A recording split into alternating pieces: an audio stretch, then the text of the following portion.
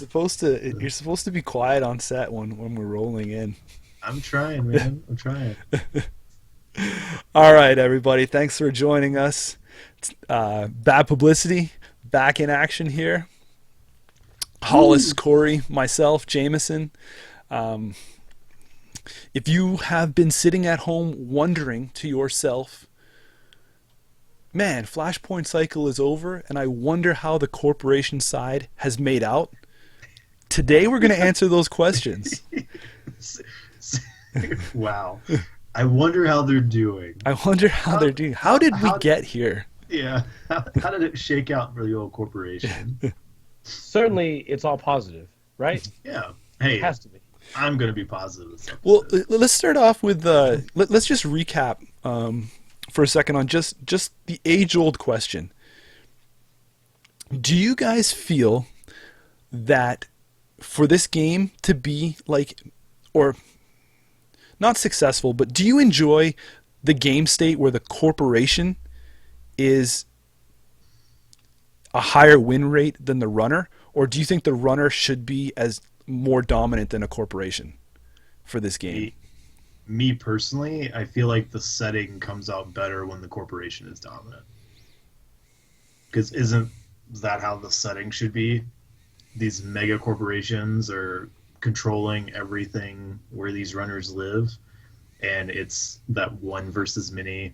It's an uphill battle to try to have one person be able to take down these like multi-trillion-dollar corporations.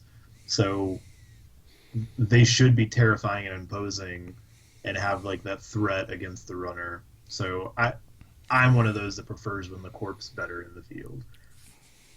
Hollis, what do you got thoughts on? I very much agree with that. I'm on the same page. I think that the concept or the way the game was initially designed is that there's a lot of hidden information, and even though you could be aware of all the threats, and as a result you could build a deck that sort of mitigate it, you didn't know at any point in time what the threats were. You just simply were aware that they could be anything, and that was a distinct advantage the corp had, and I feel like that's kind of been taken away. I feel like before, where the issue was sort of, the runner has all these sort of silver bullets and answers, the runner's been getting more and more universal answers that don't require a lot of that take away a lot of power away from the corporation. So I'm with Corey in that I think I prefer the game when the corp has maybe an advantage in the beginning and stuff like that. Yeah. Now, granted, there's like a caveat to that in how the corp is dominant in the meta. That can make that like, there's that dark age time period where we had like the prison decks, and that's not exactly the dominating corp meta that's fun to play against, because at that point it does tend to like shoehorn runner decks into just like one type. So Yeah, I'm for not me, condoning that. yeah, That- for me, I really like when the corporation is stronger than the runner. I think it should be more of a challenge to kind of break in. If there is a swing and a theme, I think it should be the first three packs of the cycle should be corp strong, and then the runner kind of figures out their tricks and tools, as it is in real Right. life, right? There's always that ebb in its flow. So I think that's where it needs to be.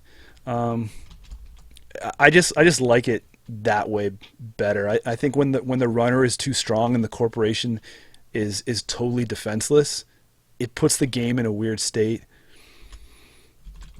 Any other thoughts on that? Well, I sort of feel like I don't know. I agree with that also. I think that when you've taken away a lot of power from the corporation, you kind of shoehorn them into building these very specific decks that well, let me put it like this. Anytime you are effectively taking away options from either side, right, that could be a viable option, to an extent you can be hurting the game. Now, I understand that there's some options, like for a while, when we dealt with Astro Chains being with Astral Chain being the sort of to some people this like detrimental aspect of the game, you still had players that found a space of the game that was fun. They liked the challenge that it provided, even though it was incredibly powerful. But I think what we're seeing now is a swing that it's fairly massive. And I've said this before. I feel like competitive players will put themselves in a little box, right? And they'll say, "I'm fine playing in this box because I like the IP, and I have friends in the game, and I genuinely do enjoy the game, even though I play in this little box where the game exists." But I think over time, maybe that box has gotten smaller to an extent, and that's sort of possibly an issue. Yeah, I agree. Yeah, So, yeah. Sorry, we're all side chatting as well. There's a lot of stuff going on. Cool. So that sets the pretty much the feeling and the idea for the runner and corp meta in the game. So cool. So as we start to go into this list and jump in, what is the initial thoughts and stuff of the cycle before we start? Initial thoughts. Yeah. So I'll be super direct and. Are you saying the cycle as a whole, or are we just going to say from a corporation perspective here? From a corporation perspective. Oh. Yeah. Okay.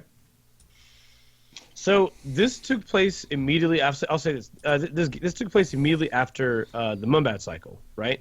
Where we saw, quite frankly, some crazy shit for corporations outside the Mumbad cycle. So I guess what I was sort of trying to prepare myself for going into Flashpoint is I was trying to prepare myself for things that may or may not have been rumored, or just in general hopes about what would change.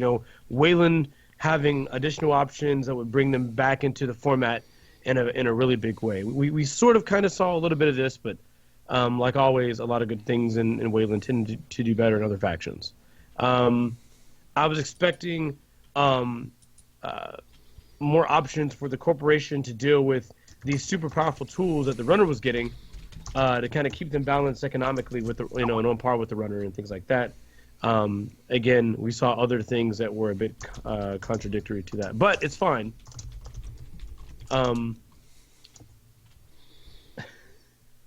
Sorry, if people hear a lot of clicking and clacking. Yeah, our chat's blowing up right now. Yeah, we're just getting things all set through. We're settling in, folks. I promise. I liked where the game was going. I liked the back theme that has kind of tied through this cycle in general. You can tell that there was more thought put into it. And I don't mean that in a negative way, like there wasn't thought put into the other ones. I just mean like the lunar cycle and Moonbad, they kind of just encompassed what it was. Like, oh, we're in India. The Indian card art and some of the names and stuff like that were all changed around and stuff like that. But yeah, I feel like this cycle here actually had a flush out of a story. Like, it told a story. Yeah. And I don't think we've seen that before in it. Yeah. No, I agree with that. It's very much that I think in the other sets, they were sort of just showing us the different areas of Android Netrunner. And it felt like in Flashpoint, yeah, it was definitely like they were just like Damon made it clear, it's about an event that occurred. And so because of that, thematically, it sort of like you said, it tells a story more than just simply saying, hey, this is what it looks like in Moonbad, and this is what it's like in Sansan, and this is what it's like with the mega corporations and with the spin cycle and things like that. I really did dig that. probably one of the, or if not the most thematic set that we've had. Yeah. I mean, I've really liked how the story developed, and you actually saw like some impact on characters, which has been something that you haven't seen in a long while, if really much at all. So like the kind of like the pseudo Andy reveal, the boom with Wizard, and then of course on the corp side you have Georgia Emilov who gets introduced, and then you see the MBN card. Is that correct? It was the MBN card where it's like she's been murdered or killed by somebody, and I was like, cool, thanks for introducing me to this really awesome character and then killing her like in the exact same set, but it's okay. but it's cool that they started doing that like with personalities and things within the set. So it made some of like the reveal or just the backstory behind the cards more interesting to figure out. Yeah. So, Dig it. Cool. Anything else you guys want to bring up or mention before we start digging into the list? What we thought was kind of like the hotness, or what we really enjoyed, or we liked. Is there? Uh-oh, there's something being worked on. What's happening? Yeah, keep talking amongst yourself. I know this is crazy, but I'm just working on some stuff in the back here. Yeah. Cool. Hey guys. We're waiting to get the set up before we dive into the meat of the episode. Hollis has a store champ this weekend. Yes. If you just want to wish him luck, he's stepping into the danger zone. Dude, it's gonna be ridiculous. You know, like to me, what's disappointing is I really have no idea what I should do. Yeah. Keep talking. Let's talk Oh. about the cycle. Hey. There we go. What's up, guys? I gotta go. Hey, Dan. Hey guys. Yo, this cycle was powerful. We dive into the meat of the episode. Oh, mute me, Dan. Thanks. He's stepping into the danger zone. Yeah. You're getting the echo feedback. Bro. I have no idea what I should do. Yeah. Keep talking. Let's talk Oh. about the cycle. Oh, Oh hey. shit. There we go. Cool. Fantastic. Sweet. So hey. Hey, what's up? Sorry, I had a technical difficulty there. I think I'm all cleared up. That's all right. Welcome. What's up, guys? We're talking about the cycle, right? Oh yeah, man. Yes. Well, the corpse side. It's Yeah, important. this was a really powerful cycle, I think. Yeah. I think Damon pulls a lot less punches in his design than Lucas, and was willing to come out with a lot more like risk-taking powerful cards. And some of them were maybe like too powerful, but the fact that we got a lot of new cards to actually play with this time was really sweet. Because sometimes packs come out in the past, and you're like, well, nothing's in this pack or whatever. Like you know, this pack isn't particularly useful in the competitive meta anyway. But this cycle, like every pack is just like hard hitter after hard hitter. It's pretty sweet. Yeah, and you would see those cards, you'd be like, is that seriously what this card does? Like, Yeah, this you card know- is crazy. So on the one hand, like you worry about power creep, and on the other hand, you want to play new cards. And my personal opinion is, while I'm not super happy about where the meta is in total, like I don't think that it's like a really stale meta. It's just full of like powerful things that people think are like problematic. Like it's sad to see like Glacier not really be good as a result of like a lot of things that have come out, but you know, there's other like crazy stuff that's going on. It's not like you can't do anything. True. That is true. But I mean, you have to be playing the powerful cards. Like if you want to like whip together a jank deck, you know, like if you're like a new player and you're like, I want to build an Opus deck, and like that deck's really bad now. Like if you're not playing some contracts for your money, you're just kind of in trouble a lot of the time. Yeah. But, you know, and then there's always CI, right? Which is always good. So I'm not sad that CI is probably the best that it's ever been. Yeah. It's so crazy. It always comes in waves, right? It usually comes in waves. It comes in waves often when the corp is bad. Because the thing about CI is like if you just draw real good, like you can just really beat anything a lot of the time. And if there's not a lot of CI, then there's not a lot of hate. And if there's not a lot of hate, people sometimes can't just interact with you like at all. Yeah. Right. They just gotta like run a bunch of times, and if there aren't 4 agendas there, they lose. That's But do you think that's people looking for a change?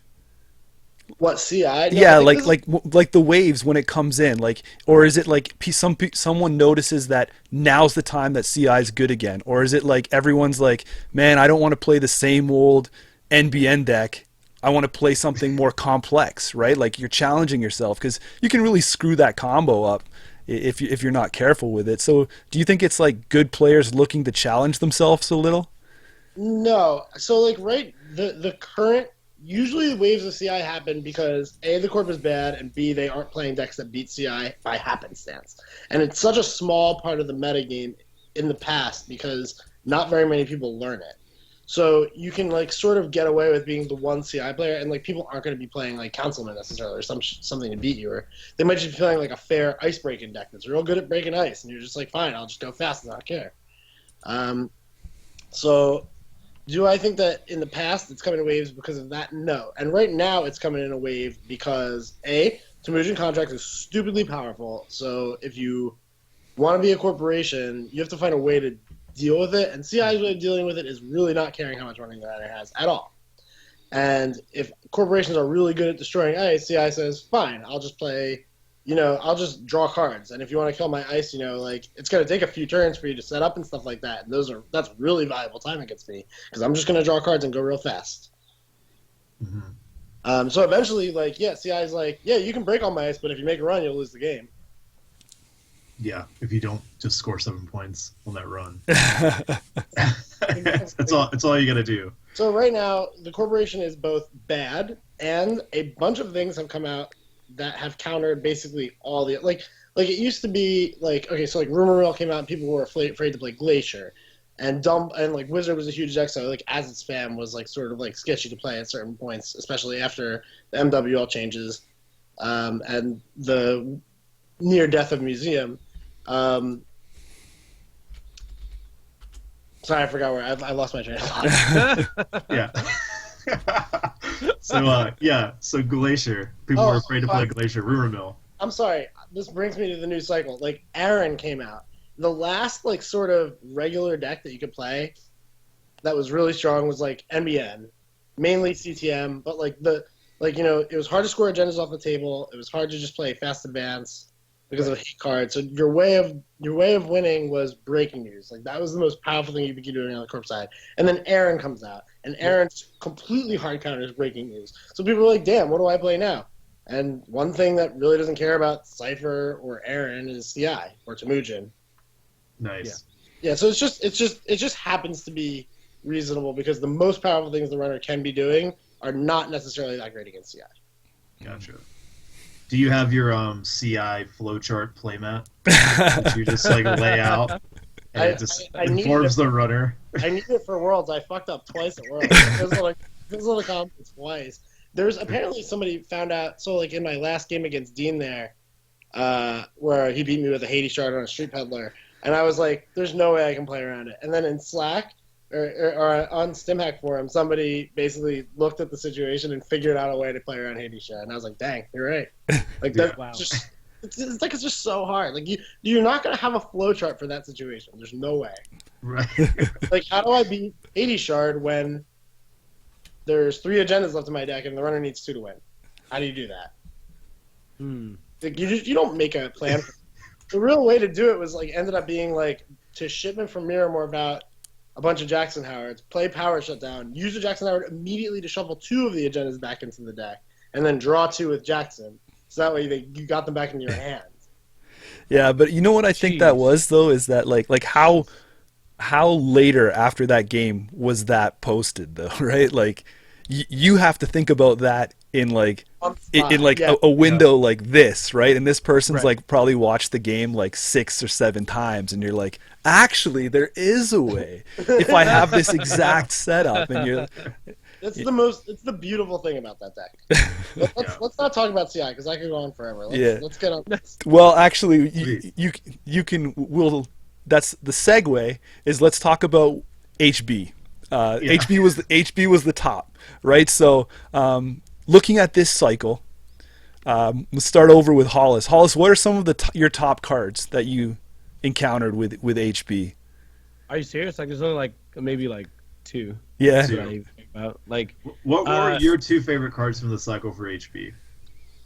Friends in High Places and Fairchild 3.0. Those were my top two. Immediate choices. Yeah. Those were immediate choices for me.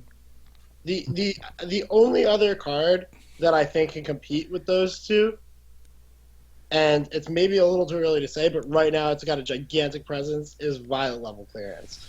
That card is insane in CI, and that is just like in the same pack, or in near to the same pack that Aaron comes out, they come out with this card. Yeah. And this card just speeds up CI like by 2 whole turns. In most cases, it just speeds you up by 2 whole turns. It takes like, a click for a draw, and it turns it into this. Because I think I had Friends in High Places. I think that's phenomenal. Fairchild 3.0. My on the bubble, like, kind of head scratcher one was Arc Lockdown. I'm like, it's interesting enough that the card exists because of the whole what the runner has with that putting cards into their pulling cards out of the trash and Anarch stuff. Yeah. So it's like interesting that it's there, but I feel that kind of went back to the old cycle days where it's like, this is the silver bullet answer for some of this whole suite of cards, but it's got some other uses, and I'm glad it's there. But that was my on the bubble honorable mention kind of. Yeah. Friends and High Places definitely made mine, and I actually put Arc Lockdown in mine, just because if ever something else comes in the game that removes runner cards, if you're able to stack that together, you could build something that's pretty nasty just to start funneling cards out of the runner deck. So I feel like that card's like, I'm just banking on the potential of that card getting there. Is it are you okay with that mechanic? Like, do you guys feel that that's good? Like, I know I've talked with people before, and they say anything that removes something from the game is just too stupid and shouldn't exist. Like, because we're playing a game, you're bringing something to the table. Like, is it... You can't... It's like a necessary design mechanic to be able to put certain types of recursion in the game at all. Like, if Jackson Howard didn't remove itself from the game and you just never ever decked yourself, it would just break the rule of the game that you eventually lose. Yeah. It takes that timer off of you. I think that... I'm okay with it because it's always kind of been Corp that's had to really deal with that mechanic, right? Yeah. And I feel like it's okay now to have Runner have to worry about that. Those recursion breakers are quite good, and being able to Arc Lockdown them as soon as the Corp discards them is a pretty big deal. And the fact that it's in the same faction as Archive Memories, which is a card that a lot of people like to play anyway, means that if you do, you can just include one copy, and if you happen to draw it against that deck that's relying on those breakers in some way, you can possibly recur it and get rid of like multiple breakers. Yeah. So that's a pretty big deal. The fact that you can nug the one-of Levy out of decks could be a big deal. So Arc Lockdown is like, it's a good choice for decks that are looking to deck the runners in some cases. Maybe something like PU wants to play Arc Lockdown if Levy gets big. Yeah, and then in general, you go ahead. In general, I just like the way it changes like the psychology of the game when you're facing your opponent. I mean, prior to a card like Arc Lockdown, it was very, very rare on the because there was like Chronos Project, but I mean no one was really slotting that even because 3/1s are really hard to justify. Like they have to be amazing. So like I like the psychological game that's there, where as a runner, like your calculation for what you can toss in your discard pile does change considerably, because throughout the game, if they like Dan said, if they've got this Arc Lockdown, just a single card that you depend on being completely removed from the game is ridiculously impactful. And you're playing your entire game with sort of that psychological idea there does change the way, I think, fundamentally change the way you consider every decision. When your hand's at 6 and you got to choose one, well, you might think, well, hold on, I can get rid of this breaker now for clone chip, but if it gets removed from the game, I only run the one-of. This is really, really bad here. Or having 5 to 6 of your spy cams get removed off one Arc Lockdown. Rip. Yeah, right. I don't know. Yeah. Yeah. You're right. I deserve that. The trouble with this sort of card is it's like this sort of hate Corp card, right? And in general, Corps seem to have a lot less room to play stuff like this than most runners, because Corps need to have like agendas and economy Basically, it's that they need to play agendas, and the runner doesn't need to worry about that sort of requirement. So your deck is a lot more pressed for space. So it seems to me like the sort of card that, while it's cool, I don't know that you can justify it in most decks. You really need to have a specific runner card that you can really cripple at least like one powerful, omnipresent runner deck by playing Arc Lockdown at the right time against them. And I think that particularly if the meta comes back to a place like pre-MWL Wildside, where like every deck is playing a levy, this deck gets a lot better. Yeah. Especially if you can damage it out of their hand, or off their deck or whatever. Otherwise, they will just hold it in their hand and like play around it. But I mean, a lot of decks, like PU for example, this card is gigantic if you can remove a levy with that. Mm-hmm. Yeah. Because then you're not just removing one card from the game, you're actually fundamentally removing their whole discard from the game because they can't get it all back. Disgusting. Yeah. Do you guys do you feel HB benefited from this cycle then? Like, where is HB sitting right now? And including with the ID, right? The architects, right? Like, what do they need? Do they need anything to be successful other than maybe the other factions to get worse, or for people HB might be the best. HB could be the best faction right now. Yeah. It could. I mean, with CI's popularity, There's other HB decks that are strong. Friends in High Places is a really, really good card. Yeah, and it's really dumb. Like it's good it's good in a lot of HB decks. Like I've seen a bunch of very different HB lists that are just like all in on Friends in High Places. They operate like some of them are fast advanced, some of them are just straight Glacier, and you just use it because recurring Breaker Bay grid plus asset money is really good. So, I mean, it's a powerful enough card. On top of that, the fact that Aaron really came and hit NBN right in the face and brought them down to basically everybody else's level, and CI is also a good deck with Vile level clearance. I think HB actually maybe made the most gains of any faction. But are we still only talking about 2 IDs then in HB? Like where did Architects fit here? Like, So Architects, if for whatever reason HB Engineering in the future does get cycled out of existence with some sort of core changes, Architects of Tomorrow seems to me like one of the most powerful fair HB IDs. It's certainly better than Stronger Together in the vast majority of cases. It's a huge econ ability. It also lets you pre-res ice in some ways sometimes. Like I don't know. It's pretty good. Yeah. It's just that right now it has to compete with ETF. Exactly. I mean, ETF is still gonna be the stronger ID ability. It's got one of the best abilities in the game. HB is extremely well positioned right now, especially with like, what's it called? The card that lets you use all cards on your opponent's turn and Architect. Advanced Assembly Lens. Yeah, So good. that stuff. The fact that you can trigger it twice in a turn so often, it's really hard to compete with. Architects of Tomorrow is a sweet ID. It does have like a major downside, which is you're trying to play all Bioroids a lot of the time. so do you guys think we're still in the position where people can say like we still need better Bioroids or we need something else in the Bioroids? Like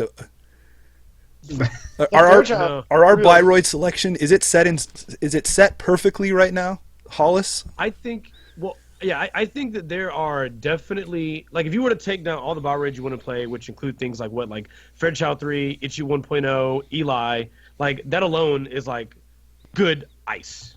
Like, those are good. And so it's like, all right, well, how many ice do you need? You need 16? Well, you're probably still going to run Architect, because, I mean, Architect is just good regardless. Do you, though? Maybe. I'm not sure. I'm not sure. You sure?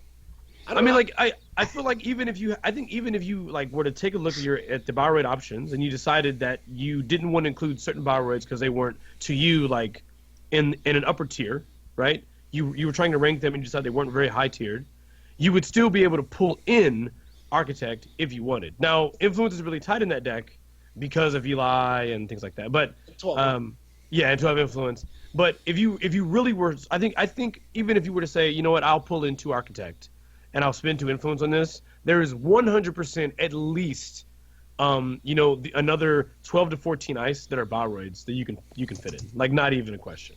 And they're good. Like, no doubt. The question just is, like, does this idea ability just make Bioroid so much better that you don't want to play. It's amazing, but yeah, I don't know. A discount of 4 is disgusting. Because it's like a dual. It affects Biowards in 2 ways, not just one. First of all, it makes Biowards are the ice that trigger your ability, and second of all, Biowards are the ice that you can res with your ability. Yeah. So the fact that you're playing any non-Bioroid ice, you really have to justify it a lot harder, even if it's something like Architect, especially considering Architect is MW and you got 12 influence. And you probably want to spend 3 of them on Eli's. Yep. Yeah. I mean, I can see Hollis's point, though. I mean, it's nice to have a way to cycle things back. Like, if you're playing Anarchs and shit's getting trashed around, at least if by some chance they are triggering the Architect's ability, you're able to put that stuff back in if they get some of your meteor stuff. So there could be a home there for it. From throwing in my 2 cents, I really wish they would. I like the Cybernetics division's ability, but I just still see it's such a niche market there. We got the current this cycle that again lowers the runner's hand size, but each player's maximum hand size is still such a setback. Where you have to kind of dig out of that niche. If it just lowered the runner's hand size and maybe not yours and had the 40-15 stuff, I mean, at least they didn't cut the influence on it, but they still haven't really produced enough support for that particular ID. It's a shame that this faction is still so heavy on engineering the future. So many times in comments, you see somebody say, I really tried to make this agenda work, and then I realized, well, this whole deck was just better if I switched the ID out. So, Yeah. if we could get over that hump, I think HB has some interesting IDs, and it would just be nice to see them all flushed out if we could just get past how good engineering the future is. Yeah. Any other thoughts on HB before we move? That's it? I think we get Cool. down. Heading into Jinteki, I think Jinteki kind of got punched in the face in this. Oh, shades on. Oh, one really good card. I think Jinteki kind of got punched in the face with a lot of this cycle. In the past, I thought Damon was a pro Jinteki guy, and I was waiting for some crazy stuff to come out. And even though the cards, I think when you look at them in a vacuum, some of them are really cool and maybe they'll have future potential, but there's not really a lot of Jinteki love here. Corey, you want to start with your list this time? We'll move one DNA over. Tracker is easily on my list as one of the best Jinteki cards that came out in the cycle. Yeah. Me personally, as a card that I really enjoyed playing, I would love to put Georgia on the list, but then they killed her the next pack over when they put Rumor Mill in the deck in the set. So I actually put Aki as my second. It's a really weird choice, but I feel like I've just been a big fan of really cheap res high strength, and I've seen that ice all over the place, and it's been consistently good in a lot of builds and stuff that I've played with it. Nice. Dan, what do you got for your best Jintekis this cycle? Well, DNA Tracker is the best Jinteki card. Pretty much. Card's so good. I'm looking at the list of cards. There's a bunch of them. DNA Tracker's the best one. Yeah. It's particularly because this card's insane. It's one thing that I noticed with Damon is way more willing to print way more powerful ice. And it almost scares me in the sense that we've got all these incredibly efficient ways to deal with ice right now. And if those cards sort of rotate out, but we're just left with this powerful ice, we might be facing a situation where the runner is just really getting fucked up by ice. And not just fucked up by ice. All this ice is not only a pain in the ass to face check, but even after if you if you want to install something like a Gordian Blade and try and deal with DNA Tracker, you can just go fuck yourself. It is sad. When they run and then you res it and you see what their breaker is oh, that's a zoo, huh? Yeah. That's unfortunate. Quick opus for 6, run it, lose a credit, go. I don't know what you... It's really good. But then for my second one, I would just pick the Identity Potential Unleashed. I haven't been totally convinced that it's like the jam. But comparing it to these other cards, I think it's definitely got the most potential. Oh. See what you did there.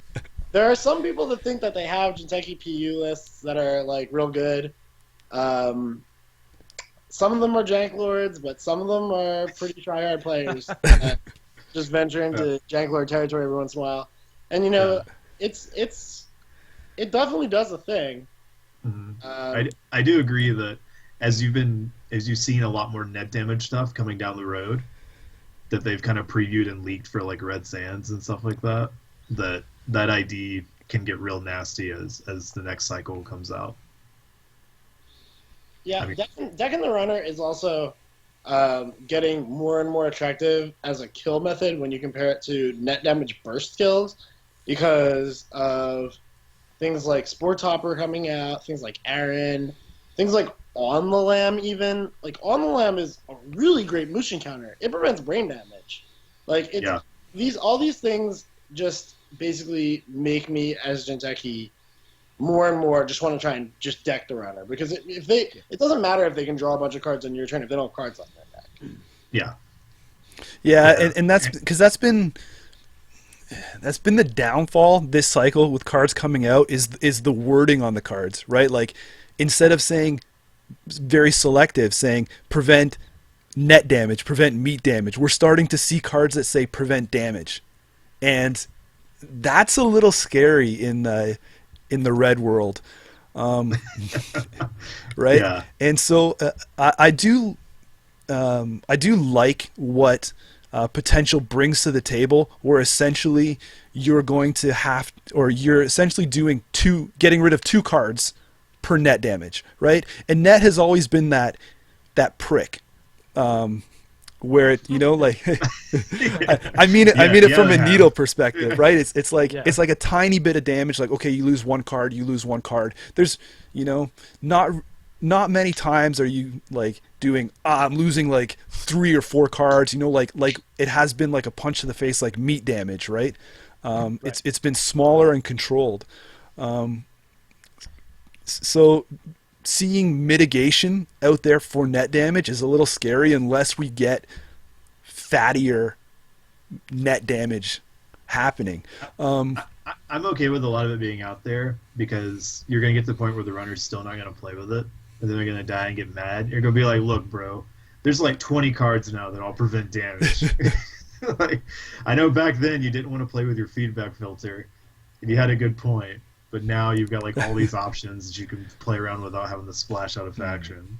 I was in a store championship with On the Lamb, and I randomly played against a Mushin deck, and I read the card, and I'm like, oh, well, fuck. I'm like, fuck you. It's like, yeah, that's pretty good. Yeah.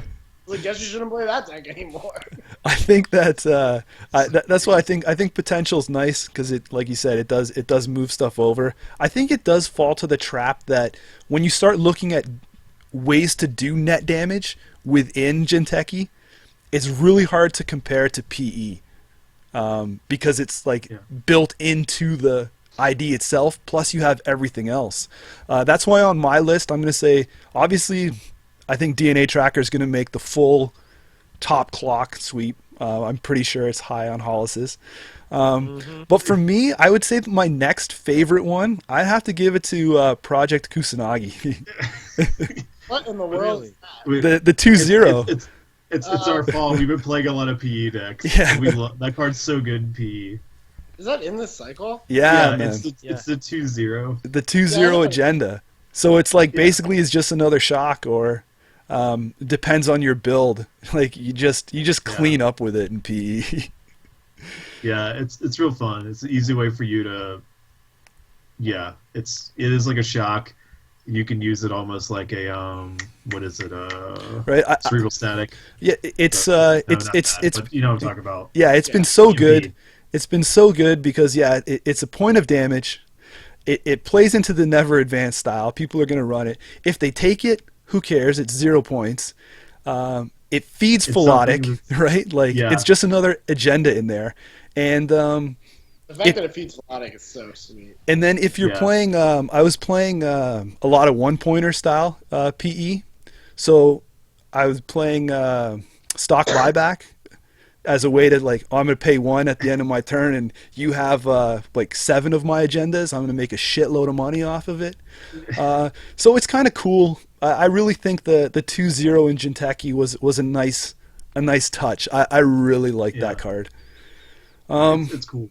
It's also one you could just mix in with your face down cards, and you would just throw it out there, and if they come and check it, you're just like, oh no, you got it. It's kind of awkward with Aaron right now. Well, yeah, now that's PvE is awkward with Aaron right now because you're just like, score a point, take a net. Yeah, Ooh, yeah. Draw a card.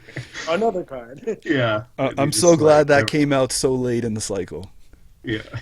You can save 1 for a snare. He's taking a beating. Hollis, what do you got? Obviously, just for your second one, since DNA Tracker's the best that Jinteki has. You jerks took mine. All right, so yeah, DNA across the board, DNA Tracker on top, and Dan actually, Dan nailed it for me. Number 2 was Unleashed, and I it was mine. I got no. It's your you. Just a little tiny thing to add. I think that we've seen a lot of corp decks move away from having a lot of eyes because of obvious benefits that the runner has now with cards like Cypher, like Railgun. There's a Gagarin deck. There's a lot of people and CI, right? You're moving away from heavy ice and forming a plan where you're going to kill the runner anyway.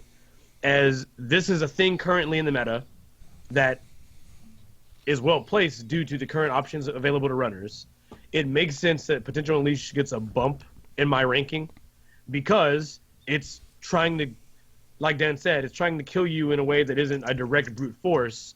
And to be quite honest, so far, those are some of the most effective ways to win his corp right now. So knowing that, a deck that is going to basically be built and centered around it because of that ID makes a lot of sense. So let's talk about the head scratcher card that came out this cycle. In Quorum, we received a 12 to res, 8 strength Jinteki barrier. The audacity to put that in the same pack with Cypher. Yeah. This card's still not bad. Oh, I feel one day it'll be great. Yeah, but it didn't. As a one-of. It didn't really make nobody in their round table said, "Hey, you know what card is on the bubble? This card that we really can't pronounce here. That's in Jinteki. That's their new barrier." Because the time it came out, no one's gonna play that right now. It's already in a deck that's vying for Netrunner DB deck of the week. Oh, is it? That's not even. Do they mutate it in the play? Just tell me they mutate it. No. So like the thing about this card is like if you want to build like Jinteki asset spam decks, this card's actually not a terrible choice. First of all, because you're going to be playing Mamba Temple, which is like makes it a lot easier to res. A lot of the time going into the late game, you've got like a stupid amount of economy going, and like the runner just gives up on it. And you can sort of res something like this without it being too much of a deal, depending on how you build your deck. And on top of it, it's just real beefy. So, like, usually in those decks, you just sort of need to protect HQ and R&D, and that's it. So if you can get just, like... And you don't have a lot of slots, because you need to play all these assets. So having one piece of ice that does a lot of work, even if you're paying too much for it, it can still be okay. I really like the AI hate that's built into this card. Yeah. I think that's really good. I mean, it plays into the potential ID faction, so... It's not the worst ever. It's powerful. Once it's res, it's really good. It's true that like the fact that you can just bring it down with a Cypher makes it really uneffective, though. Yeah. But if you can land this thing, it is worth all the 12 credits that you cost to spend it up, even if they have the AI out. I was at Best Buy yesterday, and I actually ended up getting a new TV. It cost me 11 credits. So Chiashi better freaking be playable in like 4K if they want me to like even. You want to play Tetris in 4K? I'm kidding. 55 inch, Dan. 55. Yeah. 11 credits. 11 credits. What a deal. So is final thoughts? Is Jinteki in a good state right now? No. It's okay. Yeah, I have to feel like I'm on the meh. Yeah. It's better than Wayland. Yeah. Spoiler. Spoiler, it's better than Wayland. Speaking of Wayland, let me jam an honorable mention before we go into Wayland. Yeah. Sure. AC relocation. Gotta Yeah. bring that. It's like one of those cards that like you put in and you're like, okay, so you do care about me, FFG. That's what I think when I see it. Which one are you throwing out there? Hasty relocation. Nice. It's pretty much for those of you that hasn't experienced the wonders, it's you draw 3 cards and you put 3 cards back, which basically like the only thing that this is good for is for immediately playing accelerated diagnostics after. So there's like a new type of CI deck that doesn't play power shutdown, and instead it just like uses hasty. You just like can go like install efficiency committee, hasty relocation for like shipment from Sansan, reclamation order back shipment from Sansan, and you just score efficiency committee for real cheap. Then you can just score the rest of your agendas. So this is like a pretty sweet card. It enables like a totally new archetype. That's actually pretty reasonable. A whole new CI archetype? A whole new deck. Fantastic. It also indirectly buffs regular CI because sometimes they think you're on the other one. Well, I think from some of the spoilers that we've seen, I think Jinteki's going to be in a good spot, but I think, yeah, like you guys said, it's hit or miss right now. The people that love it, they're going to love it and play their Jinteki, and the people that aren't, nothing is going to be tempted. This hasn't swayed more people to the Jinteki world. No. Going into NBN, Wayland is the next one. Don't forget about Wayland. Don't forget. Right. I always forget about Wayland. Dan, you're up next for your top Wayland cards here. All right, so similar to Jinteki, there's one Wayland card in this pack. It's called Boom. Yeah. Real good. Yeah. Like, and they've taken like this. Boom just takes this like since the beginning of the game, Scorched Earth has been like Wayland's, claim to fame. See, Scorched. That's how you do it with Wayland. It's never good, but you did it anyway. But now, there's just this better. It's just like you thought 1 Scorched Earth was a good card. What about 2 Scorched Earth? And you're like, yeah, that makes sense. It's better if you play 2 and 1 because I needed 2 anyway for it to be any good. So why would I play this card that does 4 me damage instead of this card that just outright kills the runner? Yeah. Yeah. That's one I've had worse too, which is like been a kind of a problem for Scorched Earth for a bit. The fact that I've had worse doesn't really do anything against Boom. I mean, there are other ways to deal with it, but it's just like better Scorched Earth. Card's real good. Yep. Yeah. Super good. For the second card, I'd like to kind of pass because there aren't any. So I'll dive in. Yeah, man. I put Boom on my list easy. Yeah. And I actually still gave Mouse the number 2 spot. It's probably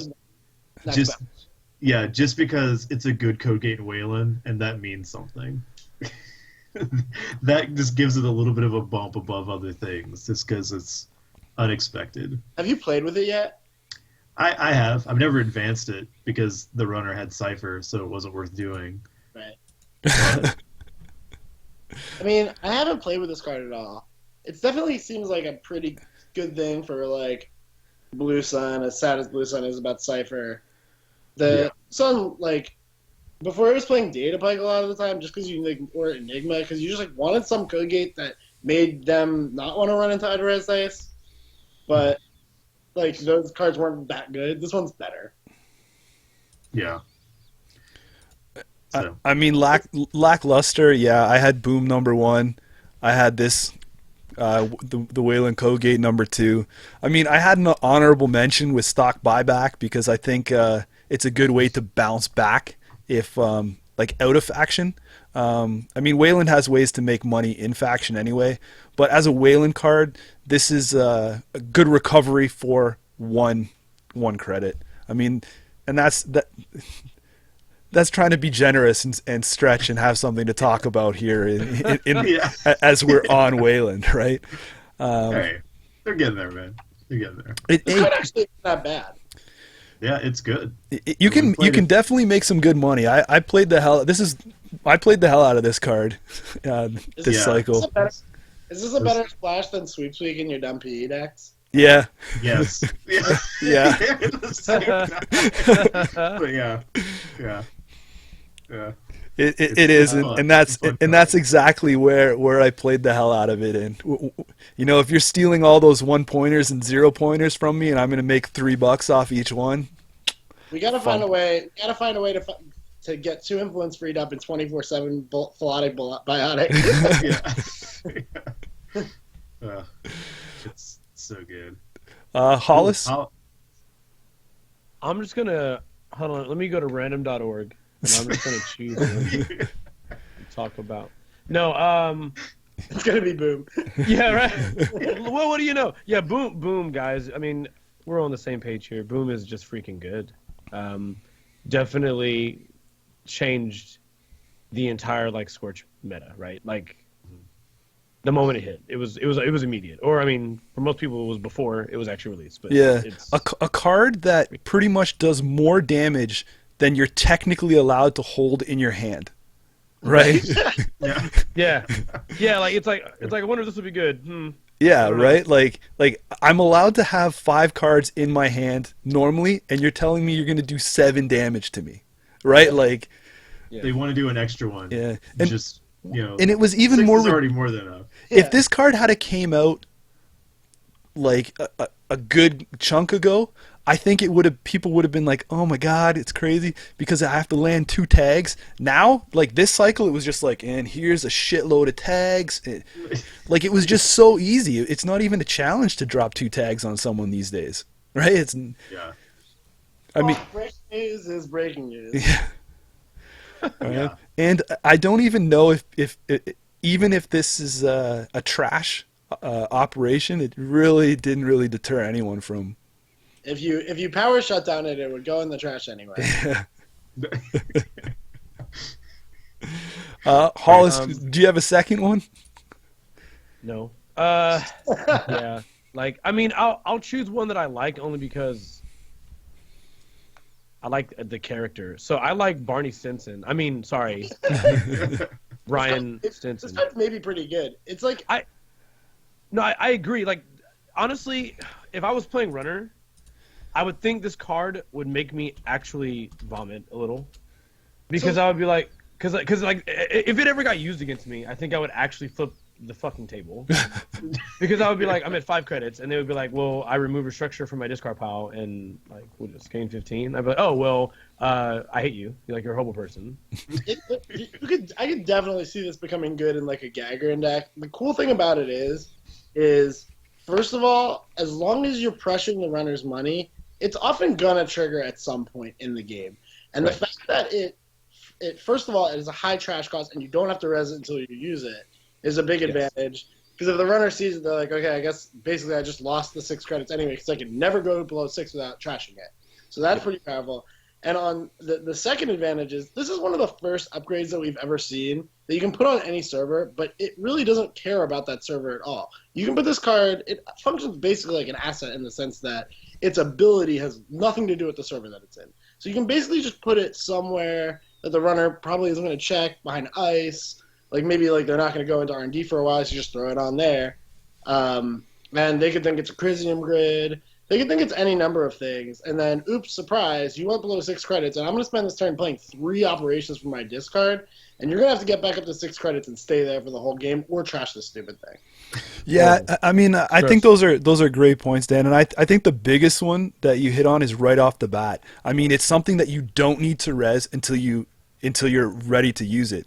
So basically, you're keeping it face down somewhere, and you're forcing the runner to not only, after they get to it, decide if they want to pay the trash cost, but now I have to see a face down card and I'm like, I guess I run it, potentially also burning a click or, taxing them out. And maybe at the end, maybe they don't have the 5 credits to trash it. It's almost like what Sansan does. It's one of those cards where the high trash cost, you really, once you get to the end, you're like, Oh my god, it's ignoring all costs. Yes, Yeah. yes, It's yes. so Dan, good. that's what's disgusting. Like I said, you remove a structure from your discard pile from the game. You straight gain 15. You don't pay 9 or whatever the cost is and then gain it. You just straight gain 15. Can you just power shut down, win the game with this card? Do it. I mean, it's gross. It can be really gross. Yo, if you can build like a power shutdown deck with this card and somehow make the runner lose all their money, you just like power you reverse a castle for a time, power shut down your whole deck, and then you can play Biotic for for 0 credits out of your discard pile. You can do all sorts of stupid crap out of your and like you said, it's really nice that it's an upgrade, right? Like I think the best place to put this is on a central, because then they're thinking it is one of the other classic Wayland upgrades. This card's really powerful. Look at it. Ignoring all costs. What? But it has to be a transaction though. But yeah. But look at that window though. I mean, like runners are making their money right now though, right? So the runner has to have fewer than 6 credits. Yeah, this isn't very good anymore. Yeah. It only does transactions. Yeah, I think game balance. Oh fuck. Yeah. Yeah. So guys, what are your thoughts on Wayland for this cycle then? As if it can't already be picked up. Do you think it's interesting that pretty much all of a sudden Blue Sun came back for a little bit there using really none of the new Wayland cards? Like, you didn't really need to buy packs if you were a Wayland player. Correct. You grabbed Boom and then that was it. Yes. Yeah. Yes. I would say they're solidly 4th best faction. So, they're even right up there. even that store champ run they went on. There was a time. Okay, yeah, there was a that was time Blue there. Sun. Yeah, that was Blue. So, Blue Sun did a little work there, man. was Right a good after time. Worlds, everybody went to Blue Sun.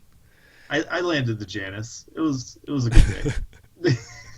So, but yeah, no, it's one of those, like, I feel like they're like baby stepping, like they're getting better, and there's still really good cards coming down the line, right? Hunter Seeker looks crazy, and I feel like Hunter Seeker is going to change the game a lot.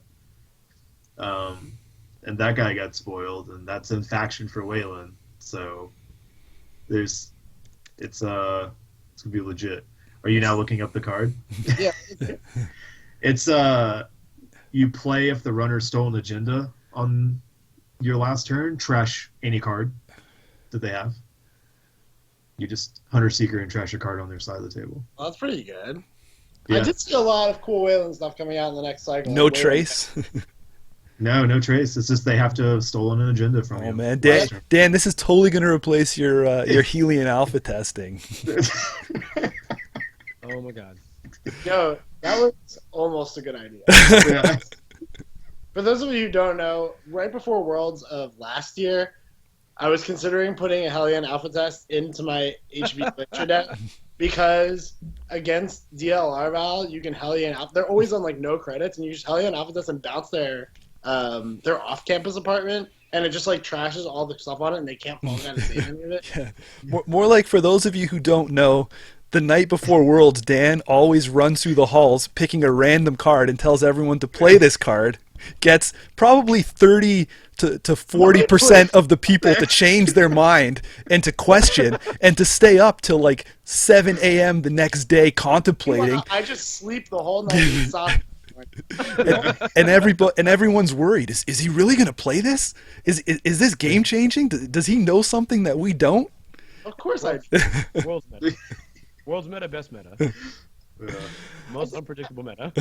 All right, let's move into NBN. So I'll start this off. This is the easy one. NBN got some of the crazy cards this game or this cycle. We are looking at Hard Hitting News as my number one. Good choice. My number two, I have to say, it's Controlling the Message. It pretty much dominated anybody's thinking about what to play, but I think that not taking IDs into account, my next one would have to be IP Block.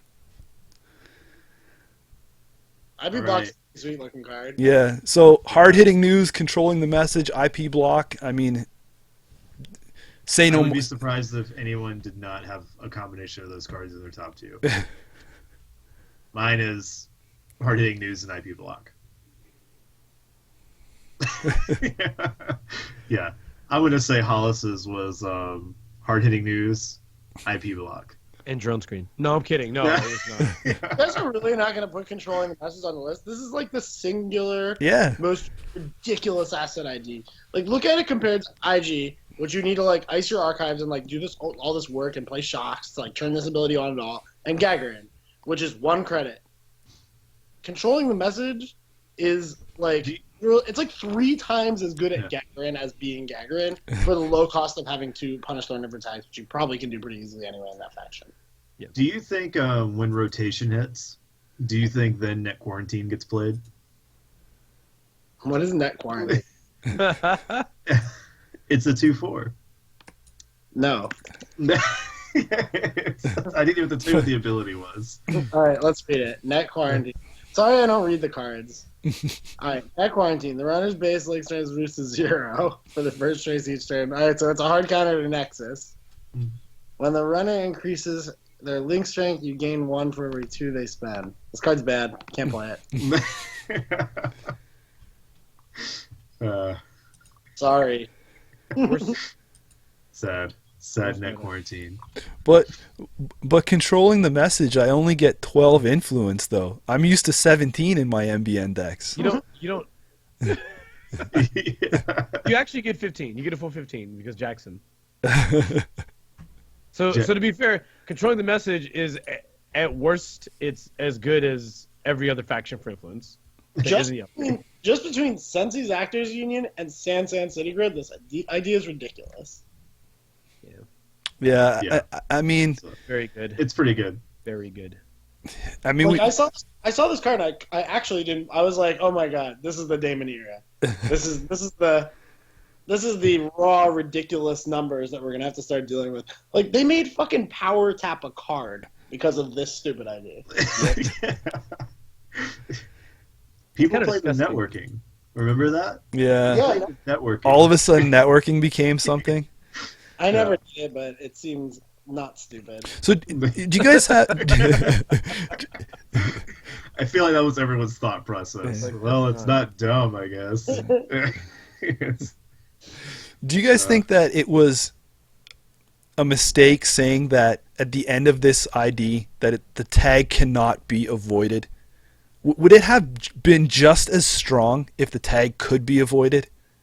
Yes. Yes. I don't know why they had to specifically single out Jesminder.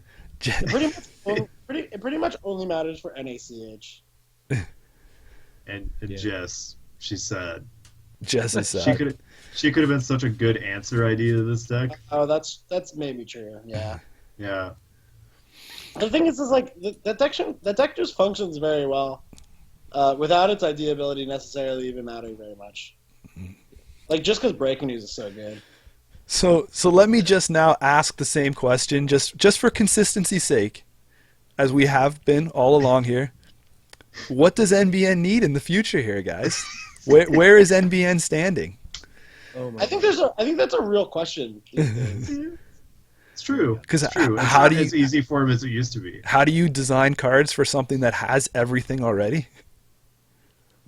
Well, the thing is like, while it does sort of have everything, more so than all the other factions, that doesn't mean that we don't want it to do something different in the future. So when you ask a question like, what does NBN want for the future? You're asking a question of like, how do you make NBN cards that are not just increasing the linear power level of the NBN strategies that already exist? Mm-hmm. And I think the future of NBN is going to lie in its new agendas, because BL might be rotating out, and if NBN doesn't have a 3-2 anymore, that's going to change a whole lot. Yeah, definitely the structure of NBN is going to go on its head. Like, what's going to happen if NBN has to actually advance agendas on the table? So I think NBN in the future is going to be looking for ways to either new agendas to turn never advanced sort of strategies back on, or new bigger agendas that have a powerful enough effect that you could justify them in a faction that really isn't good at protecting agendas on the board advanced. You're scaring me, Dan. Make NBN great again. I'm getting my signs ready. I'm not saying we need to make NBN better, but I am saying that with Beal potentially rotating out, NBN, I don't know, they're gonna lose a big part of their identity, and you might want to replace that with something. Hollis, is there an ID within NBN that you'd like to see get more popular? I'm gonna give you this answer, but like it's because I'm gonna go off on a small tangent. Oh, am I? Yeah, it's Harashandra. Let me explain. So each faction in this game, I mean, barring like neutral, they've kind of, now I know Damon has stated that, like, for example, brain damage is not just an HP thing. It's an every faction thing, but they just happen to be the one that focuses on it. Sure, but I think that each of those factions sort of have this, like, unique way they handle doing damage to the runner. So HB's brain, generally. Jinteki's net, generally. Wayland's meat, generally. And NBN has a set of damage that's very different. Like, it's very controlled. If you look at the card Snoop, if you look at there's another one also, what is the one with the creepy bear? No, it's no, it's The good one. Salem's Hospitality. Yeah, so Oh yeah. Yeah, like when you look, is that baklava, by the way? yes, it is. So, but like, yeah, got it, buddy. Thanks. No, Yeah. but like if you look at the way all those factions do damage, like they all have a lot of cards that very much focus on doing damage in that way, right? And usually they have an amazing card that does damage in that way. I think in NBN's right now, the best one is like Salem's Hospitality. So NBN has their form of damage is a very like spot control. Like, let me see your entire hand, and now instead of doing like a blanket net, I get to do a very little amount of damage that you can't prevent, but I choose it. So I'm gonna choose that card, and that is what gets discarded. And I kind of want to see more of that come into play. I want to see where basically the deck is more about like a control concept than it is straightforward scoring agendas, because the other factions also have, ways to kill the runner. Right now, NBN sort of importing their tools from someone else, but I kind of would like to see, yeah, pretty much. But I would kind of like to see like a very specific NBN like set of control cards. The difficulty, of course, is when you start putting cards like that, every faction gets to use those tools. And the question is, if all these other factions do net and meat and brain damage, they get to abuse these tools pretty heavily as well. But I don't know. To me, that's very interesting. I like that NBN's always had cards like Snoop, cards like Data Hound. That, while not good, I'm serious. While not good, definitely showed you that there was at some point a different plan for cards being used in NBN, and I think they sort of abandoned it because it just didn't take off, or they haven't really made great cards to support it. That's me though. Yeah, interesting pick, man. I like the idea you went for. I thought for sure you would have said harpsichord, because that's the one that I think stands out for most people that I think they wish could catch on a little more. But yeah, I'm on employee strike syndrome a lot right now. Yeah. Like, that is the exact idea. Like, employee. I think my computer or something is messing up, so we might lose video here. Okay. Oh yeah, your screen's gone. Oh no, buddy. Oh no! But look at how happy he looks, frozen in the Yeah, in the because smile. it froze. Hey, well, smile, I can't see anything, so. Okay. You've got a good broke- screen you capture, broke so the that's screen. good. Stream broke. I'm gonna blame the fact that I said Harashandra out loud. Yeah. Does this card really need to have the tagging requirement at all? No. It really didn't. They should have just made the card that was the runner plays with their grip revealed. All right. Well, it all comes back. Let's move on. Even though we've my computer's having problems getting your lovely faces out to the internet, we can still charm with our sweet voices. I think we've said everything there is to say about MBN. Can we do an ASMR episode? Yeah. Hollis, lead us out for the neutral ones. What do you got for neutrals? Man, I don't even like I'm kidding. All right, here we go. So, all right, for the entire man. All right, so my first choice, and I hate that this is my first choice, is actually scarcity of resources. And I think that's because, I mean, it's pretty obvious, right? That, like, Temujin is like the go-to economic card for the vast majority of runners. And on top of that, in general, you'll find that most economy engines these days might be very much heavily based on resources. Dan made a point earlier. You know, if you're running Magnum Opus, like the meta is very complex. Like you can't really be that slow when decks like CI are trying to kill you in like 2 turns. Like it's really, really dangerous. So you need cards like Temujin that are like super bursty, really, really fast. Scarcity of resources like helps you sort of just, I don't know, just push them away from getting this critical mass of credits. And then my second card that I literally just rolled a dice for is Macrophage. Yeah, it's Macrophage. Because no need to roll the dice there. I think that's a decent pick. Yeah, that's just like a reasonable pick. I mean, medium is just the best way to win Netrunner as the runner. It's good. Just is. Like when the corps can be like so like if the answer to like corp being like proactive or even slow, and like I don't know, I guess like one of the fundamental things about the game is that the corporation controls how fast the game goes in some sense by how many cards they draw, because basically you need to get to the agendas for the game to end, and the slower the corp draws, the slower the agendas come out. But the thing about medium is it breaks that rule in the sense that as long as you've got credits and the ability to get an R&D over and over again, you control the runner. Suddenly takes control about the pace of the game, and if you just can keep running medium, the game's sped up incredibly. And this is just one of the best answers we have to medium so far. Yeah, it's good. There's also some jank you can play with Arabachi Tech decks.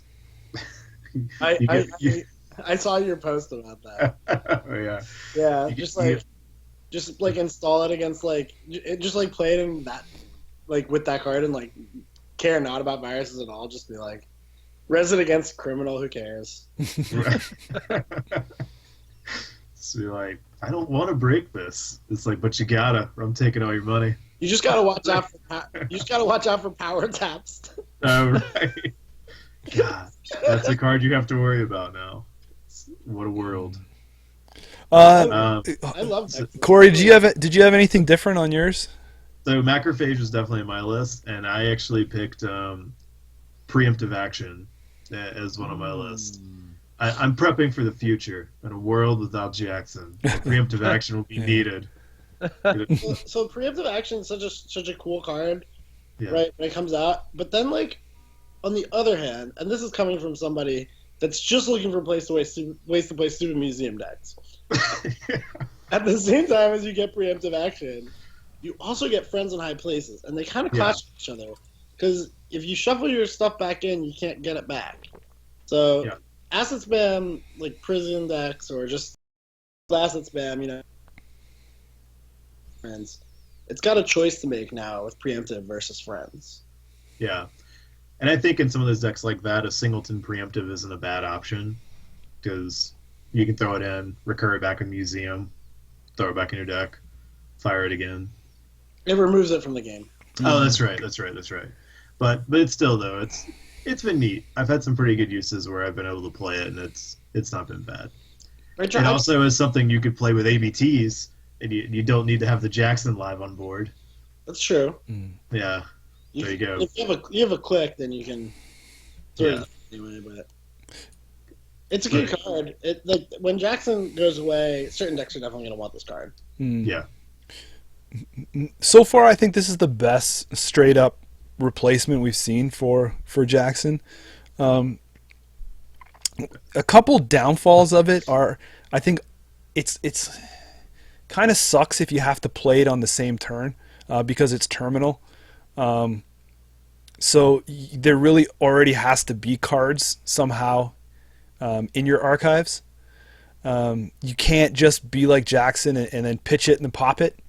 So one interesting thing about this card is it's waiting for a way for the corp to discard their own cards to some benefit. And then it gets a lot better because then you could just use it to throw any number of agendas back, pretty much. Mm-hmm. So if there's like a Glacier card that comes out maybe that, lets you discard cards to get some advantage, maybe like a celebrity gift that makes you, like sort of like reuse, but better than reuse. Like if reuse is 4 credits for every card. I don't know. It could be pretty reasonable there as like a sort of combo Jackson replacement. Other than that, it's good for decks that that are just getting a lot of stuff trashed. Mm-hmm. Anything else that you guys, Corey? Did you have some different stuff then as we go along the lines? As a side note, I don't know if you guys need to start and stop your cameras just to try and recycle. It's still trying to connect on all of them for me. So I'm not too sure what's happening. I'm not too sure what's happening on the video portion of it. You're not moving. Maybe it's me then. Yeah. We all can see each other. Oh yeah, I can see everybody now. Ha ha! You're back. You're back. Who would have thought that wow. it was me, not me? That's for sure. It was me the whole time. I love pointing the finger. Man, now that I can see everybody again, it's like we're all back in the same internet chat room here. Corey, so did you have any other things that other than those top two? I think preemptive and macrophage probably. Scarcity. Yeah, no, that's really. I think I feel like there is some really good neutral cards that came out in this cycle, but I feel like there's a lot of them that are like good for very specific decks. Yeah. And there will also probably change based on how the runner meta adjusts. Are you guys kidding? You're gonna leave out NASX, a strict upgrade on a widely played card? No, I haven't got to. You haven't got to me yet. I'm letting everyone else go through. So. Yeah. I hope it's NASX Sandberg because that's what I'm thinking. You're going Sandberg? You're still all in on. You still like Sandberg? Still rocking it? I mean, like the thing about Sandberg is even if it's not really that good right now, there is Cypher to worry about. I mean, the thing is this card has a stupidly powerful effect in the right deck. Yeah. It's like sort of on the one sense build around me, but then in another sense you can just sort of throw it in certain asset spam decks and just like as a one of, and it can do a lot to help lock out the game. Are you worried that they might make an Anarch console that would just give this the finger? I just don't see them giving Anarch any more cards ever. Yeah, I mean, there's no way there's any. Yeah, I mean, I know Cypher and stuff like that. Not everybody is always as good as Cypher is. I don't believe that everybody is always going to be playing Cypher. Sandberg is going to be out for a long time. I agree. And at some point in the future, at the same time, Cypher's not going to be that good, and there's going to be some deck that has a bunch of money that this card's good in. That's what I think. Mm. If you have 20 credits, it's backbreaking for the runner to break like a 5-strength tour guide. Yeah. Oh, I think some cards to touch on that came out in this cycle that are pretty cool. I think Prisec was nice early on. It got a lot of buzz. It's not something to sleep on, just for the same fact as we've already talked before. It's an upgrade. Same with Hollis's buddy. Barney? Yeah, Ryan, just you can just put this put this thing anywhere, and it was 100% influence free as a way to tag. So I thought that was really cool. Other ones that I liked, I'm still kind of experimenting with best defense. It's nice if people are still going to go heavy tags, just to be able to say again, like, this card has no influence attached to it. And there's even a couple times I've experimented and played with it where even if somebody has no tags, well, that's still I can trash a zero cost card. SMC, get out. Yeah. Right. So that was cool. And then my I've other trashed niche. a security nexus with one. Yeah. Oh, really? Really? Yeah. It was a really weird game, man. Okay. What? So then, as I said before, I like Show of Force. It's kind of a niche little current, in the right decks, and the one that I'm interested to see the longevity of it and if it will get played is Show of Force. When you score Show of Force, do 2 meat damage. It's a 4/2 agenda. It's a pretty good motion target. Yeah. Yeah. So I don't think it's not finding a home right now too much in a lot of decks. I think there's people experimenting with it, but I wonder if it's going to have longevity. Yeah, didn't you play around with it in one of the PE variants? I did.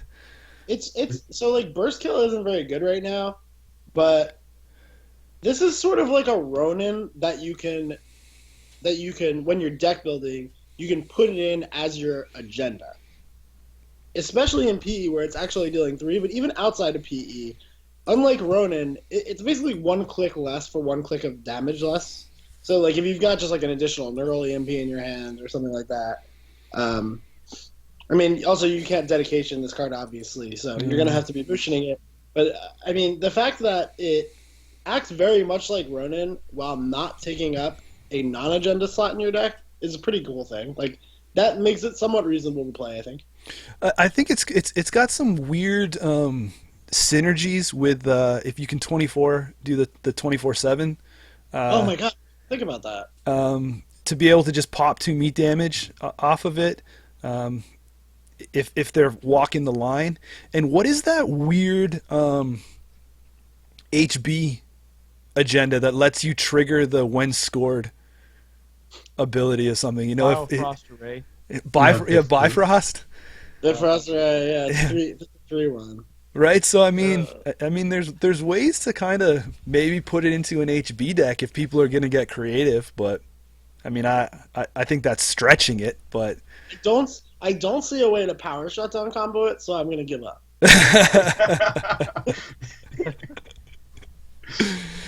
But I think it's interesting, and this is one I'm going to keep my eye on as we go into the next cycle. Cool. Yeah. All right. So we've gone through all the major corps and Wayland, and we've also touched on neutrals. So the last 2 things to touch on is new things that we saw this cycle. So from a corporation perspective, what do you guys feel about ICE and operations with trash cost? Like thumbs up that it's getting that, or I mean, like it's not like the trash cost ICE was really Yeah, I mean, like, game changing, but it's just a cool mechanic to have on cards. I feel like it might fall into, it's one of those, like, it's new, so you'll see the power level maybe like toned down on some of it, but it gives them the ability now that they can test, because they can put these first ones out and be like, okay, they didn't really get to see play, but maybe we can keep this effect and ramp it up a little bit. Yeah. So On the one hand, the trash costs on the operations in particular, I think, are somewhat problematic in the sense that it allowed them to justify printing operations that were more powerful than they otherwise would have printed, but you just have to get lucky to access them, and a lot of the time you're not going to. So it just like adds this like sort of variance wrench into the mix where sometimes this card's just going to go away, but that's not big of it's not that big of a deal if they trash it compared to if you play it. Like losing this card, especially off the top of R&D, you're like, okay, on my manager, I'll just draw a different card, versus having something like boom happen, like just even close. Like boom outright wins the game, or you trash it and you keep playing. So on the one hand, it's sort of dangerous in that sense, but on the other hand, I think it's always good to introduce new ways to sort of balance cards, and this isn't a bad way. But I would have liked to see cards maybe that were higher trash costs but lower power in some sense. The ice just like isn't that impressive. Yeah, I mean, from my from looking at from a corporation perspective, these cards don't entice me to put into my deck. Usually, when you're balancing a list, you either make the choice to either go, little to no ice because your deck is doing some weird stuff or whatnots, and that's the way it plays, or you're going to play a glacier build and you have a set amount of ice that you're counting on to see. And having the runner, I mean, there's already enough ice destruction as it is. It's having them run R&D or running my hand or something like that, and then being like, yeah, I'm going to pay 2 to trash that piece of ice. I'm just like, well, shit. Now I'm only down to a set amount. It's like your double ice R&D, and they're like, I'm gonna blackmail. Oh, top deck of trashable ice, and then en passant. You're just like, wow, trifecta. It's done. It's just. Hollis, you got feelings on this? Yeah. No, I agree with Dan. I think actually the way they tried to make operations that were very powerful, effectively pretty much game ending with a low trash cost. I think I would have rather seen that power level switch between the operations and the ice. I would have rather had more powerful ice with a trash cost, I think, than more powerful operations with trash costs. That makes sense to me. Because ice so rarely triggers a Netrunner. Yeah. And so do you think the ice? Sorry, you're good. But do you think the ice would have been fine if they didn't have the trash cost? Do you think those ice would be way better? Do you think they'd be too good if they didn't have a trash cost? No, too good. Yeah, no. Yeah, they all would have still probably not been playable. You don't think Chiashi would have been or Chrysalis would have been playable? No. Sapper is in Wayland and is maybe not a bad card, but it's in Wayland. Yeah. I think there could have been boob. I think there could have been more experimentation with Crystallis, because it triggers off R&D, so that would have been a little cooler. And you could see that kind of progression, right? Like Archangel, like maybe if Archangel had a trash on it, that would have been, you know, great. That would have made a lot of sense, actually. Right, so it would have stayed with that theme, right? But at first, when Chrysalis came out, I was like, "Oh, sweet! It's another little Jinteki pop from R&D." But then it's like, well, if they have their Century Breaker, which they probably have when they're running it against Jinteki, and it's a 1 trash cost, well, This card should have had 4 strength. Yeah, right. I agree with that. To not be mimicable, at least think you have to play with like a different Century Breaker. Yeah, like it's gonna deal 2 damage with Faust anyway. Like, why isn't this card 4 strength? Honestly, let's be real. Yeah, like unless like there's glory runs, most of the time the ice that you install may trigger 1 time, barring the game is already very much in control of the corp, so the runner's forced to take these subroutines. That tends to be the time they fire most often. Knowing that in traditional Netrunner, ice fires once, I see no reason why trashable ice isn't set to do exactly that. It's got like a trash cost of 2, but when they access it, it costs you nothing as the corp to res it because it triggers on access, and it's like got 3 or 4 subs or something. Like they have to deal with it 1 time, because after they deal with it, they're just gonna pay the 1 or 2 credits to get rid of it. That's a good point. Like that seems like what it should be doing. If anything, I felt like that sort of changes.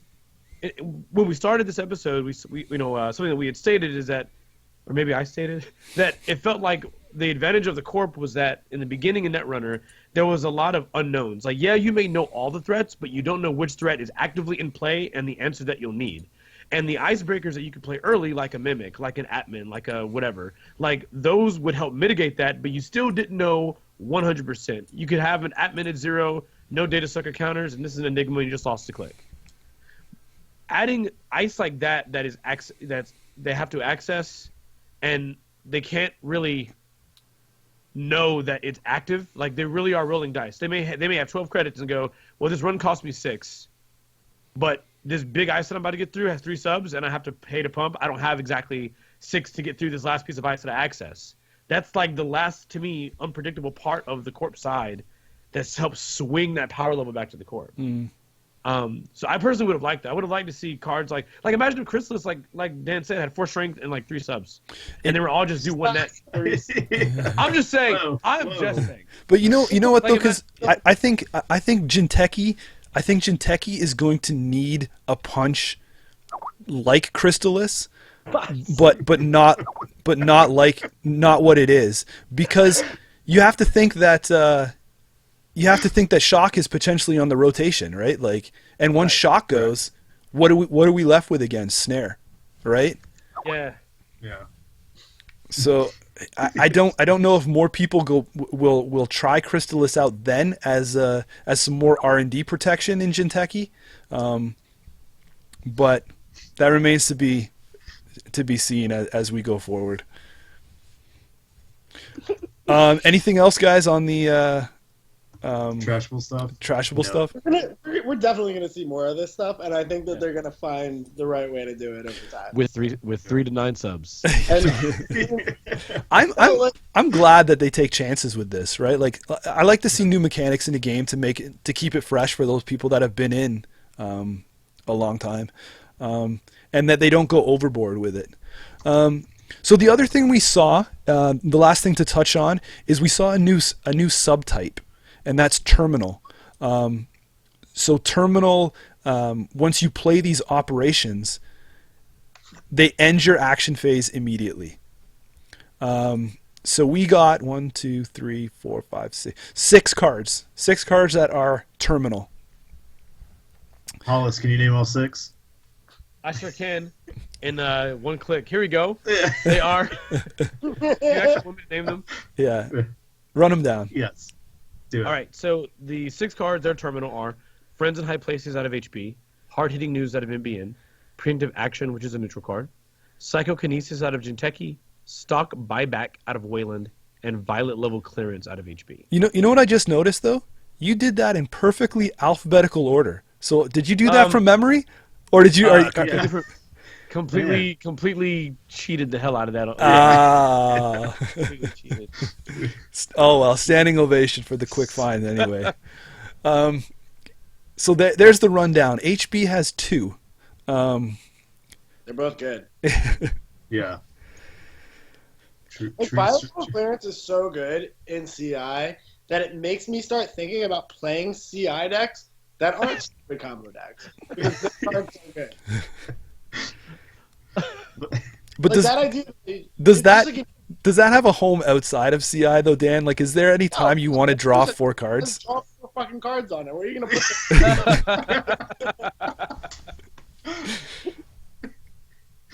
Yeah. It's like you end your turn drawing 4 cards. You're just like, Yeah. What do I do with all these? I'll keep them.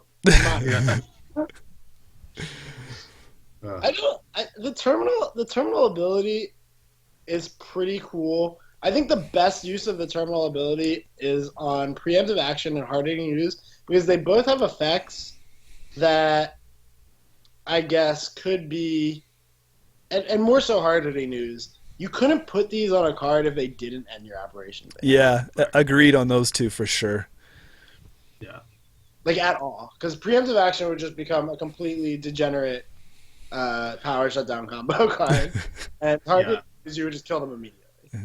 Yeah. I think the idea is they both give the runner an ability to act against it. Yes. Like, to react to what you've just done. Well, with preemptive action, it's less about the runner reacting and more about you being unable to play like a bajillion of them and then accelerated diagnostic. Yeah. like a 7-pile power shutdown combo. Do you think that's the same with some of the other ones? Like, do you think Violent Level needed to be a turn-ending thing? So if Violet Level wasn't a turn-ending thing, you could maybe think about playing it outside of CI, because you could play the cards that you draw afterwards. Yeah. And it is a transaction. so you can abuse it with old Brian. Oh god. Yeah. Oh my god, guys, we did it. Oh, god. I'm not too sure. The one I scratch my head on is the stock buyback. Like, would it be so detrimental if on turn one I could play stock buyback and gain all that money and then have the rest of my turn to do something? Because you could mid seasons for click 2. I think that's what they're thinking about, right? Like, Yeah. like the thing is like, that's a punch they didn't need to pull, like, because that's like a sweet trick that Waylon could have, and I think it would be that big of a problem. Yeah, I agree. I mean, Correct. this is like, I mean, like, this just like screams out to me like safety and design where they didn't need it. Whereas like something like controlling like one of the things I think I noticed the most about this cycle, switching from Lucas to Damon, is Lucas was super conservative with the numbers, and if like he thought this effect was going to be like maybe powerful, like Lucas was totally willing to put like way too shitty numbers on a card and then have it never be played. Damon, on the other hand, you know, he can get pretty wild card with it, and like sometimes these numbers like are like really, that's a big number. Yeah. Like boom, 7. Huh. 7's a big number. Yeah. Yeah. Couple tags. That's pretty big. That's a lot of tags. You know, like Trace 4? Like 3 was fine. You went at 4? Okay. every turn, right? Trace 4. Every Okay. turn. I need to bust out my rabbit holes. Yeah. Yeah. What It's about interesting though, because it's made you play with cards that you never thought you'd be playing with, right? Like I said, we were joking about like networking. Bust out your rabbit holes, power tap. So I like true fact. The way I organize my Netrunner cards is I have a pile of cards that I think I'm never gonna have to look at again, and then I never look at them. I had to go through that pile a couple of times. what do you guys think about the Jinteki one then? Where did that have to be? So this is the Psychokinesis. It's one to play, but you look at the top 5 cards of R&D. If any of those cards are agendas, assets, or upgrades, you may install one of those cards in a remote server. And then I guess the top ones go all back in this exact same order, right? So That's how Netrunner works. Yeah. I really hate that, by the way. Yeah. The preservation of the order of things while searching is just it's led to at least one major nightmare. do you think this needed to be terminal? No. Install something, end your turn? No. Yeah, I'm reading this card again. I'm like, what is this? yeah, it makes me Are you wonder. trying to think of what you would use this with? Yeah. Hollis, what do you got here? What do you got with this one? Yeah, what's your jank combo with Psychokinesis? It's not even how it's a dunk combo. I don't even know. I mean, like, what is this? I don't know. Like, for example, okay, well, I don't know, man. I'm trying. Like, my brain's trying, but like, I don't think. The only thing I could see this being useful for is trying to fetch something if you're in R&D lock, because you can see past your average R&D lock number of cards. So if Glacier was still a thing and you're like, man, I really need to get to my Caprice, or I really need to get to this, and you can just try to Psychokinesis past what the runner is checking off the top of R&D to see if you can snatch it out from the deck. Were they worried about Jinteki Fast Advance? Like, just this week, draw through? I don't see it. I don't see this card being good. I didn't say it was good. I know. I was just trying to give you an example of what you might use this card for. Yeah, but It's so you'll know if your mutate combo is going to work, obviously. Because you'll be like, oh, this is messing up my mutate combo. Put this out. I'll be ready next turn. Fun fact: StimHack has gotten one spoiler card in the history of Netrunner. And it was mutate. Yeah. So Nice. you're doing better than us. I built a mutate deck when Hasty came out. I built Hasty mutate. It wasn't good. But But like, so you look at Spoiler. this. I mean, okay, so maybe a plus side here is it doesn't say like I have to install it in a new server, right? So I can maybe find that, agenda and put it in there and hope they don't run it. Haha, Jinteki mind game on you. But most of the assets that you want to install, like their traps, you have to upgrade it anyway. Like, what am I going to do? Search for a Ronin Junebug overwriter and just put it out there and maybe next turn advance it and then leave it, Maybe they heard about it with, and this is just me talking, but it does sort of work okay with accelerated time. No. No more. You go click on psychokinesis, and then you see like a biotic labor or a shipment from Sansan on the top of your deck, and then you install the agenda, and then you play that card, and that's enough. No. I think, like Corey said, this is a good way that if you need to, you're either going to get a Caprice or a Vati. Like, you're looking for that upgrade for a little bit of protection, throw it out there. But I don't know if any card that they've ever printed in Jinteki where it's like, look at some cards in your like precog or whatever Shiro? this one, I don't think anybody cares what's on the top of their deck. They're not looking at it. They're just going to draw it up. They're not spending clicks to check it out. It's better you did not know. Yeah. There's exactly one reason. There's exactly one reason to know. Oh yeah. Yeah. What is it? Is it? No one is. It's all combos. Dan only knows combos. Hollis, are you happy with terminal? You want to see more terminals then? Are we good with this mechanic? Is this mechanic a thumbs up? I mean, this is only on the corp side, so. Guys, wait. Here, let's try and design our own sweet terminal card. fantasy narrative designer. Like, I've still got like some cards that I think I can submit for design, probably somewhere.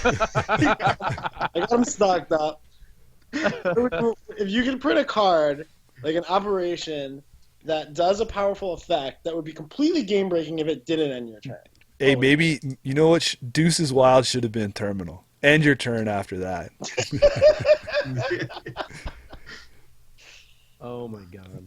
I don't know. I don't know if I can think of one just off the top of my head. I think hard hitting news is the best For terminal. Sure. For sure. Yeah. It's the best at being terminal, in addition to being probably the most powerful terminal. Yeah, it's pretty much like giving them that chance, right? Like, the end of my turn, potentially going to drop a boatload of tags on you. You've got 4 clicks to do something, or next turn you're probably dead. What about a card that made the runner... What about a card that had the psychic field effect? Where the runner just discard, like Command / Psychic Field. It's a terminal operation. You got to do something to qualify to play it, and when you play it, the runner loses their whole hand. Don't let Dan design this card. Don't submit this. Dan, don't submit this. Why not? Would it require a side game, or does it just work automatically? I don't give a fuck. Figure out something. Sure, But make the side game. Whatever. But I think What if you did one that was like a better motion? Like, you got like 4 advancement counters, and it would just be like 1 click, which you played at the end, and you could even spread them. Like, you don't have to put them all on one card, but you can't score the cards you put on. Question: would you have to put that you can't score this turn, or does ending the action phase prevent you from scoring agendas anymore? Oh, that's true. I guess you're correct. Because I don't know. I don't know. Let's check it. Structure of a turn. Netrunner. This never came up before, so we're gonna have to. I also do think that you're on the right track. Like, a card that would automatically do some sort of damage to the runner, to me would make sense that it would be like a terminal effect. They easily take 3 or 4 net or meat or whatever the number would be, maybe their whole hand, but you can't kill them that turn. So they have to decide. All right, I need to drop as fast as possible. Oh wait, they've got Genetics Pavilion. GG. I think it would be interesting, like an interesting mechanic where Jinteki has the, don't draw stuff up and blah, blah, blah, blah.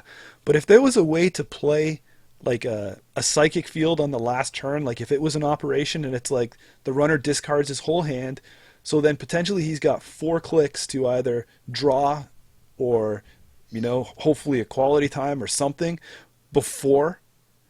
It might be a good way to an alternative prison is you could do clone suffrage movement, just play it every day. Great. Suffrage movement, double hostile takeover or hostile infrastructure. All right, so that card's never gonna get made. Did you find an answer to your to your turn structure? Yeah, if your action phase ends, you can no longer score agendas. Nice. So Wow. there you go. So that's another good one. Is like a Mushin type effect. Yeah. I like that. That's a pretty good one. Or just like a Jinteki. I mean, like they could have just made Mushin a terminal. Honestly. Yeah, Like, probably. Looking back at it. What if it was just like Mushin Advance the terminal? It was just like so you could play more Mushins in your deck. Just to like go so deep on Mushins. It was just like a 1-cost operation. That's like or like a 3-cost operation that's just like put a thing with 4 advancement counters on your turn. Super moosh. Yeah. Super Moosh, yeah. I mean, it sounds like a demon card, right? Like, just take this like incredibly stable card that's already all over Netrunner, and then just make a better version, and then like sort of nerf it, but not really. So, it's like I know you're worried about 3 advancement counters. How about 4? Well, listen, we need 4 because these days you're Mushin advancing like a boss, right? Yeah, like a boss. Guys, is there a card on the corporation side overall that is the most problematic right now that needs most wanted listed more than ever? On the corporation side, huh? Or are we happy with the state of corporation? I wouldn't mind an MWO on food. Food still, yeah. It's very good. Yeah.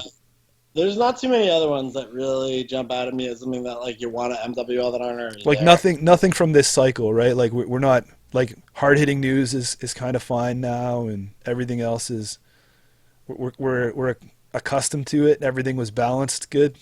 Powerful as corp options as we've gotten in this cycle, we've gotten at least as powerful ways to answer those cards. I agree with that. I think this cycle was on par for corporation. I agree. I don't think there's anything really else to say. If you guys have some closing thoughts, now's the time to throw them out there. But that's about it for corporation for Flashpoint. Thumbs up, thumbs down. Thumbs up for me. Yeah, I liked it. It was good. I feel like it was way better than Moonbot. Yeah. Just throw that out there. Yeah, it probably. As like somebody who loved Mumbad Cycle just because I had fun, this one was probably better. Yeah. Yeah, I mean, I think I'm on record somewhere saying I liked Moonbat as well. I think there was, I think the thing is that they went and took some chances with Moonbat Cycle. They made a lot of mistakes in Moonbat. But I think it was the roll of the dice. I think they put some stuff out there and it didn't stick well. But I was happy to see them take some risks. Not happy to see the way that it ended up, but hey, it was good. Political assets are just so stupid. Yeah. And then on top of it, that whole museum, Mumbad City Hall thing was just. Oh my god. Yeah, you couldn't have done a worse job. All right, guys. Well, I think Quoted. I think that's the way to end it right there. I don't think anything else needs to be said. Let's end it quickly so that those are the last words. Thank you very much, Mr. Dan, for jumping on at the beginning, and everyone who bared through the technical difficulties while we tried to get him on. Appreciate it. Take care, and thanks for joining us. Night, guys. Good night, guys.